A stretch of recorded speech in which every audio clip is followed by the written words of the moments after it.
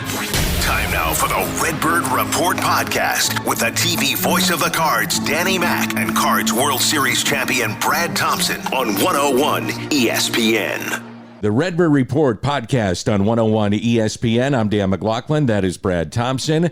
And we're coming to you from Atlanta after a couple of long nights as the road trip continues for the St. Louis Cardinals. They dropped 2 of 3 against the Phillies. They dropped the opener last night, 6-3.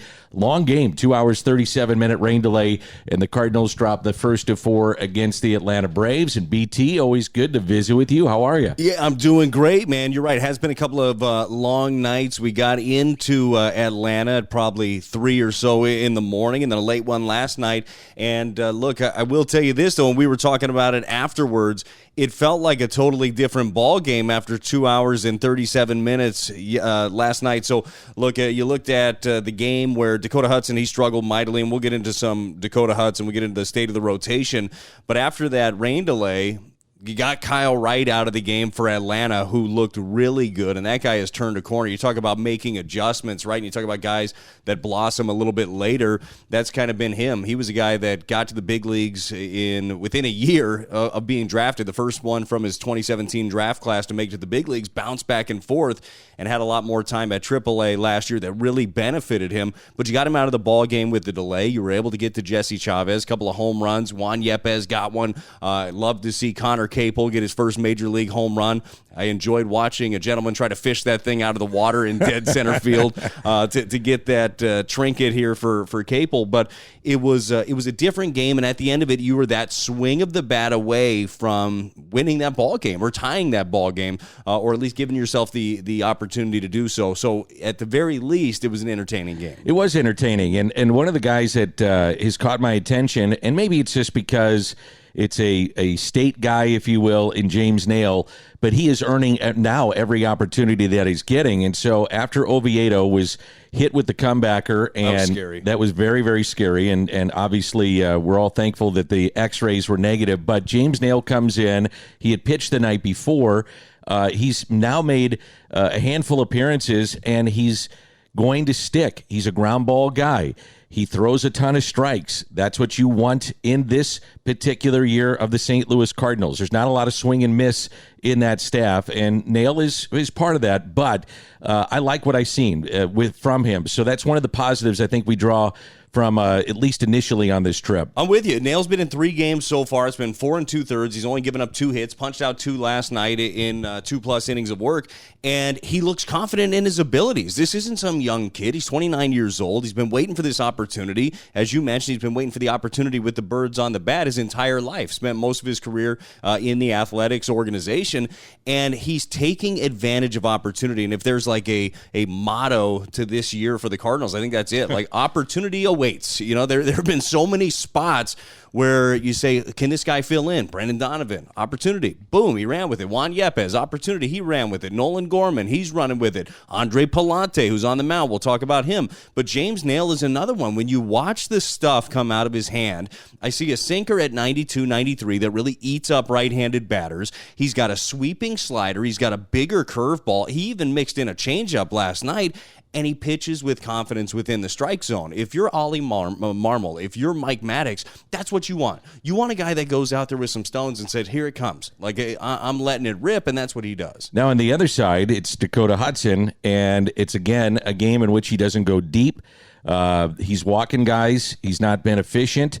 Now, he does have 6 wins on the year, but it's misleading to the point of, well, Miles being 5-6. Yes. So it's not always the record indicative of how well or maybe not how productive you've been on the mound. Right now, that's the case with Hudson. This rotation is in a little bit of trouble. So Hudson last night struggled. You got Matthew Liberatore scheduled to go later in the week. He did not look good over the weekend against the Phillies. That's not sustainable for a winning club. It's going to beat up a bullpen, and you need to have guys go deeper into games. So my question to you is, what is the state, from your opinion, of the rotation of the Cardinals right now? Opportunity, I guess? Yeah. Is that what we're going to go back to at this point? The problem is right now, I don't know who is available. Like, who are you calling for right now if you're Mo? You're calling Arizona. You're digging in on all their starters, whether it be, finding out what it costs to get Merrill Kelly, or if it's Mad Bum, or whoever that ends up being. Pablo Lopez is a name that's been thrown around. They're going to want a ton for the Marlins for their right-handed starter who's still got some cost control. Madison Bumgarner, does he intrigue you? Right now he does. Like the thing about Madison Bumgarner is that after this year you're going to have some bad money on there. I mean, depending on how much you take on with his deal, because he's owed another, I believe it's like 23 or 24 million next year, and the following year he's owed another 14. So I mean, you're still on the hook for him. But I look at this rotation right now, and I look at this nucleus of this team, and I truly do believe that they have an offense that can win. I do believe, and by the way, they need to start pulling the rope a little bit harder too. But I think that this is a team that you can win the division with, and I really do believe with solidifying this pitching staff a little bit, you can make a run. And Madison Bumgarner's just been one of those guys that in his career, he stepped up at the bigger moments, and he is a bulldog. You talk about different guys. We're talking about Naile, who just goes out there and throws a ball. Matt Bum's not overpowering. You can't tell him that. He pitches as if he is. Now, you look at the peripherals, right? Look at all the batted ball info. It ain't great on Madison Bumgarner. And you have 2 more years after this, or 3? 2 more after this one, I believe. Right. So, look, it's probably risky, but it's worth the phone call, and that's the thing right now. Like, you have to be unturning every stone right now, figuring out how you solidify this rotation. You went into this year expecting Jack Flaherty to be a bigger part of things. Now, that might have been a difficult thing to expect after how he came back last year. You and I have talked quite a bit about his last couple of outings when he came back out of the pen. The dude didn't look the same. The arm had dropped. The velocity was a little bit different. Didn't have the same ride on the pitches. And then due to the lockout, there was no ability to talk to the club in the offseason, tell you how he's feeling. You show up to spring training and you don't have Jack Flaherty. But you also went into this offseason without knowing about Miles Michaelis. Like, how could you? How could you, after 9 starts in the last 2 years, know what he was going to be? Now, it turns out Miles Michaelis has been one of the better starters in the National League, and you have needed him big time. But you had Dakota Hudson questions. He's coming off of Tommy John, limited to just 2 outings last year. Like, there were a lot of question marks that you really only answered with Drew Verhagen, who has not been an answer. Drew Verhagen currently on the IL with a shoulder issue as he tries to work back, but he struggled at the big league level. You find yourself in an area where you don't have depth where you truly need it, and you got to find it somewhere. Yeah, you do. No question about it. So Pallante going tonight, and then you have Michaelis going in Game 3. Liberatore scheduled in pencil, I would think, for Game 4, depending on how things are going to shake out when we get to the ballpark today. So it's going to be interesting to see the back end of this road trip in this series. And then it doesn't get any easier. The Phillies in town, you have the Dodgers, and then Cincinnati, and then the All-Star break is here. Let's dive into Pallante a little bit. He's had back-to-back starts now with 13 ground ball outs. Yes. He is now a legitimate starter for you. It has hurt your bullpen because you had to take a guy that was really a weapon coming out of the bullpen to get you to the big 3, but that had to change because of what was going on with your rotation. Now he's in your rotation. He's been awfully good. I love what I see when this guy's on the mound. It's poise again. Like, this is a guy that's coming into every single game and just knowing that he belongs there. And it's not a lot of messing around. And look, it's not like Pallante is strike 1, strike 2, strike 3. Like, that's not exactly who he is. His fastball, I would call it effectively wild. It's kind of around the zone, but then he's got those 2 different breaking balls that he can throw in there for strikes, and he's getting a ton of weak contact. You mentioned all the ground ball outs. He's got over a 65% ground ball rate. That's right. I mean, I think that there's only 1 pitcher in baseball, maybe 2. I think Framber Valdez and Logan Webb are up there around that high, but like, that's exactly where he finds himself. With the defense that this Cardinal team has, that's huge, and he knows throw strikes, pitch to contact. I remember a start that he had, and I want to say it was against Cincinnati, potentially, that the results were still good for him, but he kind of took himself to task a little bit and said, look, the walks are unacceptable. It was too many out there. I can't be doing that. And it was against the Cubs. He went 4 innings against the Cubs. The game, yeah. and walked 4. So, and he said, look, that's not okay. He only gave up 1 run in that ball game. Could have just said, look, yeah, it's my second start or whatever it ended up being. It's fine. I'll work through it. And he was angry about it. And we've seen him now go out recently. He went 7 innings his last time out. This is a guy that just made the ball club right at the end of spring training, last guy in that bullpen, and now he finds himself. If I were starting a playoff series right now, well, you'd have to look at him at being 1 or 2. He's there. Like, yeah. He's right there for me. If I got to pick 3 starters, Pallante's absolutely in there. I'm going Michaelis, Waino, Pallante are going to be the three guys, and I don't think that that's where you expect it to be. But the hard part with that is, Dan, it is July right now. So we're talking about a few months down the road where this is a young pitcher that has not built up a ton of innings over the last couple of years. How do you keep him fresh at the back end? Like, I still feel like you need other starters to be able to take some of the brunt off of him. And Liberatore, same thing's going to happen to him if he turns the corner and starts looking good. He did not look good his last outing against the Phillies. He looked defeated early. Like, his fastball command wasn't there. Breaking ball popping out of his hands, made a ton of mistakes up in the zone.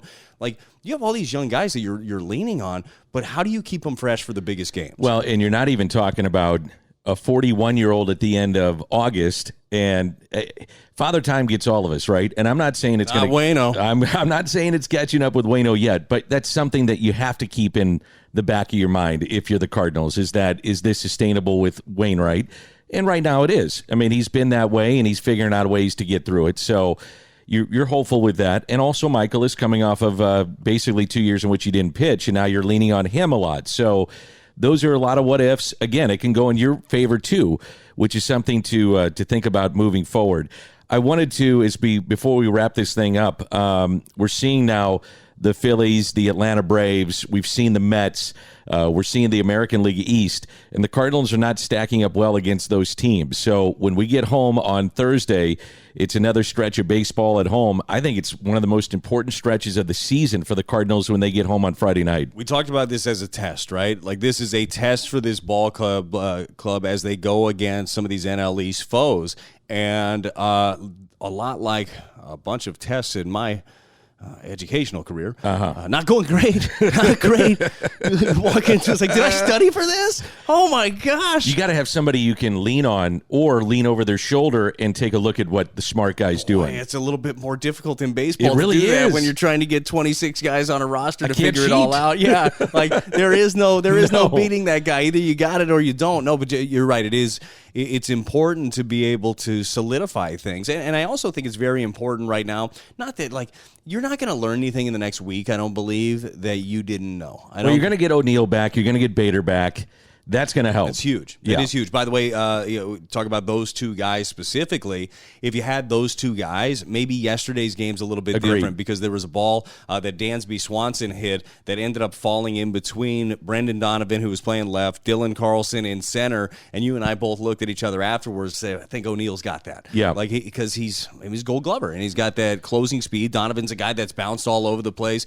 Your outfield defense is going to be a little different when those guys are there. The other thing, too, and I know a lot of fans back home, and we get people tweeting at us or asking about us, asking this to us all the time, is Yadi.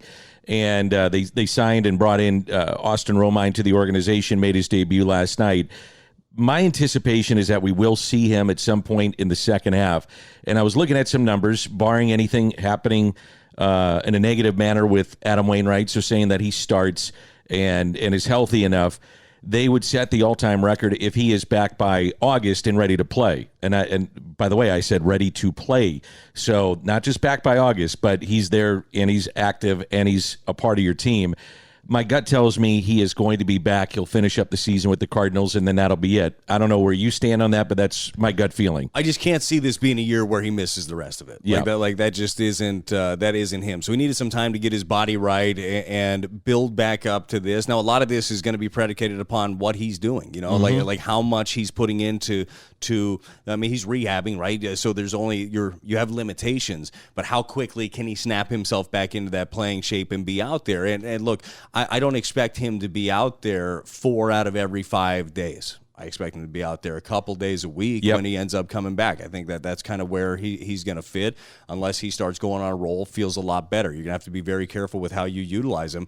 But I think that you need that presence back. I really do. do too. I think that you need that guy. And his defense. I mean, I know he's not swinging the bat well, wasn't, but none of your catchers are. That's right. And there's been some deficiencies with the defense with some of the guys they've had, and that's why they want Herrera to go down to the minor leagues with a specific program in mind to work on things that they witnessed here at the big league level. Now go work on X, Y, and Z. But and that's the same thing with Kisner, too. It's been kind of a situation where he's thrust into being the number one. Hasn't worked out great, hasn't hit. but also on defense, they're looking for a little bit more production there too. You got to do something. There's got to be something that provides value at the position. So if you're raking, maybe you overlook some of the pitches at the bottom of the strike zone that aren't sucked up into the zone. You're not as quiet, if you will, behind the plate. That's quiet is a term. When you watch Yadi behind the plate on anything that's on a corner, there's very little movement. You watch some other guys, there's a lot of movement. For an umpire, that makes it difficult to give you the strike call. But there's got to be something there that you are bringing that added benefit. And if not, they're going to try to find somebody that is. All right, buddy. Thanks for doing this. Always fun. Always fun. Let's do it again soon. All right. Maybe tomorrow. Fine. Maybe tomorrow. That's BT. I'm Danny Mac, the Redbird Report on 101 ESPN. You've been listening to the Redbird Report podcast with the TV voice of the Cards, Danny Mac, and Cards World Series champion Brad Thompson on 101 ESPN.